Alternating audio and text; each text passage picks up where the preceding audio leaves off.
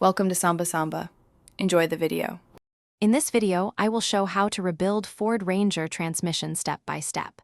Start by safely supporting the truck with jack stands and disconnecting the battery immediately.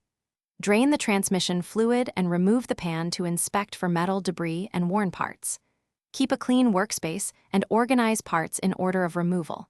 Take photos as you go so reassembly is straightforward and you can spot missing components quickly.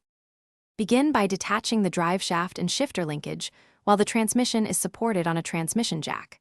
Unbolt the bell housing bolts and separate the torque converter or clutch assembly from the engine with steady support.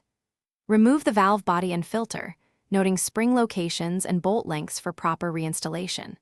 Inspect internal gears, clutches, and bearings for wear, and place suspect parts in a labeled container for replacement or machining. Clean all components with approved solvent and lay them out in service order to avoid confusion.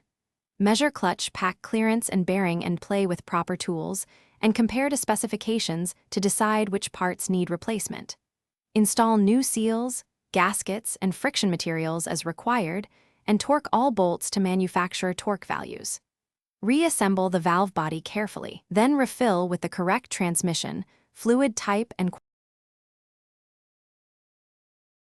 Thanks for watching. Consider subscribing if we helped you.